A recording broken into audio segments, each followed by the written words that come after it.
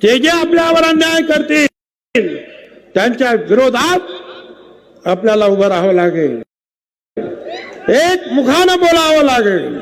आम्हाला ओबीसी मधूनच सगळ्या मराठा समाजाला आरक्षण पाहिजे, मिळणार नाही। 200 जेसीबी आहे फुलं उधळण्यासाठी, ते गरीब आहे। हेलिकॉप्टर मधून फुलांचा वर्षाव होतो आहे, ते गरीब आहे। दिवसापूर्वी 3 जानेवारीला सावित्रीबाई फुले यांची 193वी जयंती साजरी झाली नायगावमध्ये। महात्मा ज्योतिराव फुले आणि सावित्रीबाई फुले यांनी जो पिचलेला आहे, दबलेला आहे, ज्याला पशुपेक्षाही वाईट वागणूक समाजामध्ये मिळते आहे, त्यांच्यासाठी आपलं सर्वस्व जीवन सार्थकी लावलं। त्यांना आम्ही वंदन केलं। या निमित्तानं मला एक सांगायचं आहे, एक सिनेमा सुद्धा आला आहे, सत्यशोधक। सगळ्यांनी हा सिनेमा अवश्य पाहिलाच पाहिजे। त्याचं कारण असं आहे की जोपर्यंत आपल्याला आपला इतिहास कळत नाही, आपण कुठे होतो, मातीत गाडले गेलेलो होतो, आवाज बंद होता, तो आवाज देण्याचं काम त्यांनी आपल्याला केलं। त्यांच्याबरोबर क्रांतीवीर लहुजी साळवे वस्ताद ते उभे राहिले। त्यांचं महात्मा फुले, सावित्रीबाई फुले आणि त्यांच्या शाळेतील मुलांचं संरक्षण लहुजी वस्ताद यांनी केलं। लहान समाजातले माणसं, पण त्यांनाही कळलं की हा हे ज्योतिराव सावित्रीबाई फुले आपल्या लोकांसाठी काम करतात। ती लढाई ब्राह्मणांच्या विरुद्ध नव्हती, ब्राह्मणत्वाच्या विरुद्ध होती। आणि त्या सिनेमामध्ये आपल्याला दिसेल की अनेक ब्राह्मण सुद्धा जे आहे, भावाळकर असतील, भिडे असतील, हे ज्योतिरावांच्या पाठीमागे उभे राहिले। त्यांना सुद्धा त्यांच्यावर हल्ले झाले। आज चित्र बदललेलं आहे, संदर्भ बदललेले आहेत, अन्याय करणारे बदललेले आहे। सगळ्यांनी आपण त्याच्याकडे ध्यान दिलं पाहिजे, लक्ष दिलं पाहिजे, अभ्यास पूर्ण पाहिलं पाहिजे। जे जे आपल्यावर अन्याय करतील त्यांच्या विरोधात आपल्याला उभं राहावं लागेल, एक मुखानं बोलावं लागेल। त्याचबरोबर आता आपल्या इथे जे आहे तैलचित्राचं अनावरण झालं।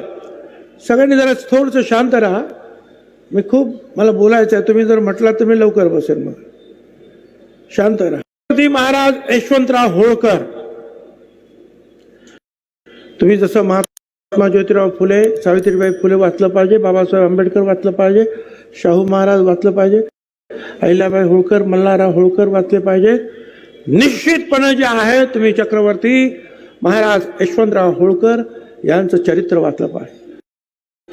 अरे फार मोठा योद्धा या देशात होऊन गेला।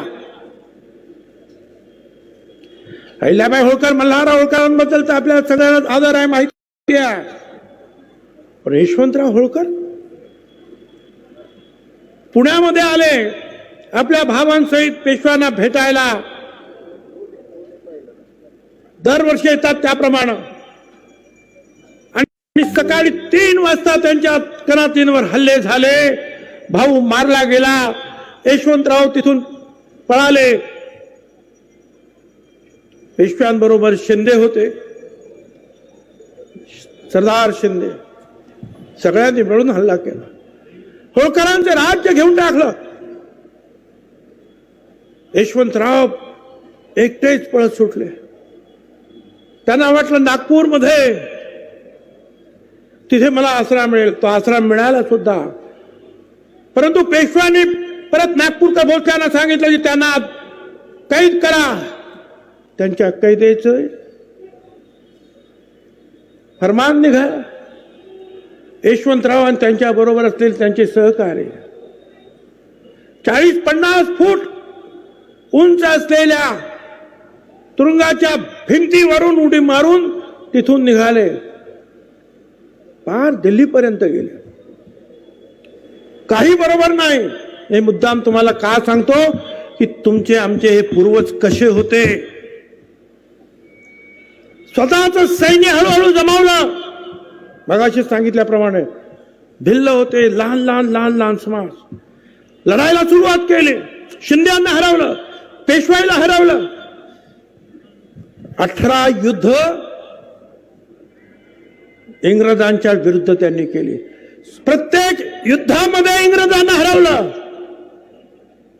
हा एकमेव राजा असा होता की लंडन मध्ये फरमान निघायचं इंग्लंडच्या व्हाईसरॉयला की यशवंतराव म्हणतील त्याप्रमाणे तह करा.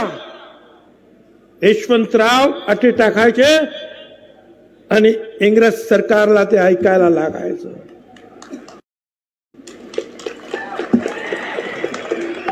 एकमेव राजा यशवंतराव पण असे हुशार.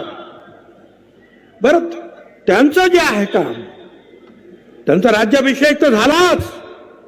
या 6 जानेवारीला झाला त्यांचा राज्याभिषेक. 1799 साली 6 जानेवारीला, जन्म 3 जानेवारीला 1776 साली.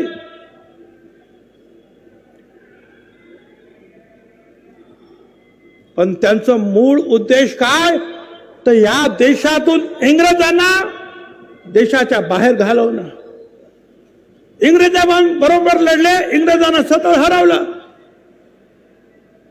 1 लाख फौज तयार केली. इंग्रजांचं जे आहे मुख्य स्थान होतं कलकत्ता, त्याच्यावर स्वारी करण्यासाठी तयारी झाली. तोफा पाहिजे होत्या, लोक जमा केले. तोफा वितळवण्यासाठी सुरुवात केली. त्यांना चैन पडेना. कारखान्यात जाऊन बसायचे त्या तोफांच्या, सकाळ संध्याकाळ. आणि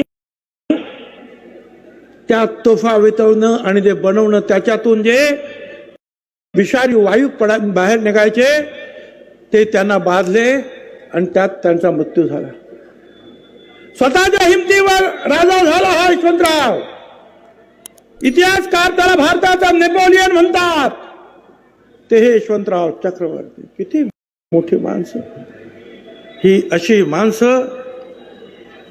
आणि गेले फक्त 35व्या वर्षी ते जर आणखी जगले असते 20-25 वर्ष, तर त्याच वेळेला हा देश इंग्रजांना मुक्त केलं असतं आणि पिटाळून लावलं असतं ते जर जिवंत असते तर. पहिला खरा स्वातंत्र्य युद्ध, अजिंक्य युद्ध यशवंतराव होळकर. म्हणून मी त्यांचं गुणगान, तुम्हाला कळलं पाहिजे की कसे होते आपले लोक. पंढरपुरात आपण आलो, विठ्ठलाचं दर्शन घेतलं, पाया पडलो. एक सांगायचं मला सगळ्यांना, अरे विठ्ठल हा पांडुरंग सगळ्यांचा आहे, सगळ्या धर्मांचा आहे, सगळ्या जातींचा आहे. मागच्या वेळेला पण मी नाव वाचून दाखवलं. संताजी जगनाडे, तेली समान नामदेव, संत शिंपी, संत सेना न्हावी, संत सावता माळी, संत चोखा मेळा, संत गोरा कुंभार, संत नरेरी सोना, संत रोहिदास चर्मकार, जगद्गुरु संत तुकाराम महाराज कुणबी, संत शेख मोहम्मद मुसलमान, सगळे एकत्रित आहेत. आणि हा त्यांचं म्हणणं काय आहे त्या सगळं संतांचं, विष्णुमय जग वैष्णवांचा धर्म, भेदा भेद भ्रम अमंगळ, सगळे भेदा भेद बाजूला ठेवा, सगळे एकत्रित. निवडणूक आली काँग्रेसचा नेता पण जातो तिथं पाया पडायला, बीजेपीचा पण जातो, शिवसेनेचा पण जातो की नाही?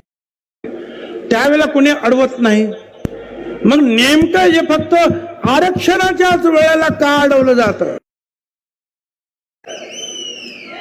सुद्धा आहे.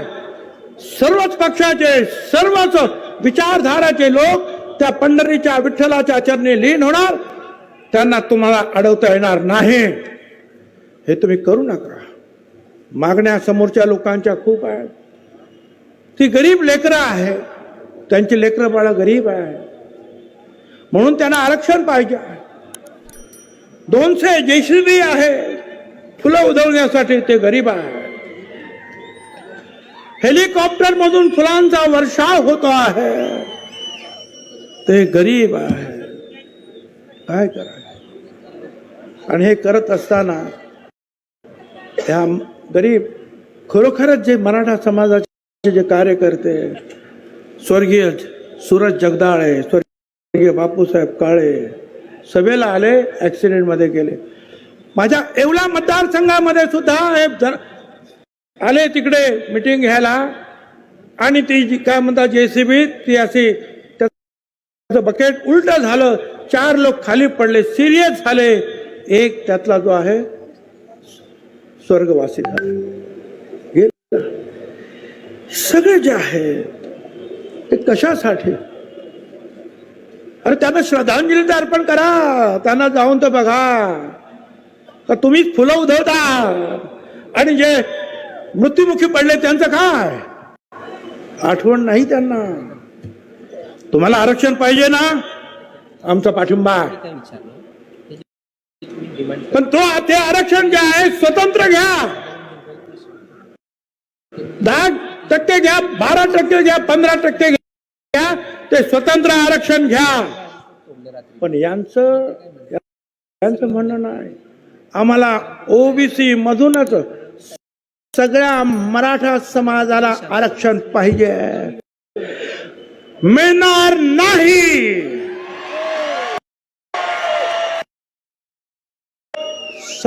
नाही म्हणजे नाही.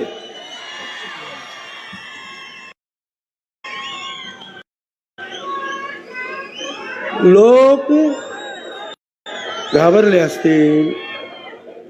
पुन्हा सांगतो, माझ्या विरुद्ध प्रचार करणारे जे लोक, त्यांना मला सांगायचं आहे,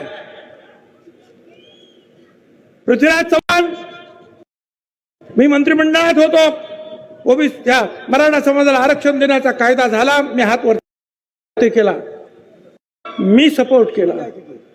आता सुद्धा बसले.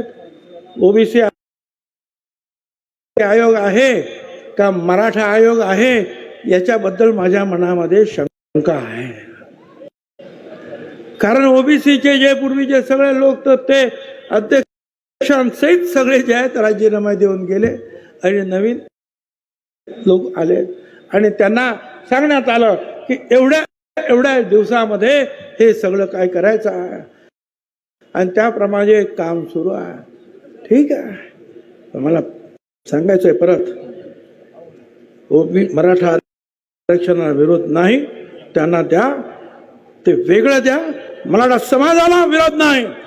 पण मराठा आरक्षणाच्या नावाखाली जी झुंडशाही चाललेली आहे, आमचे जे आहेत ते गाणं तुम्ही ऐकलं असेल.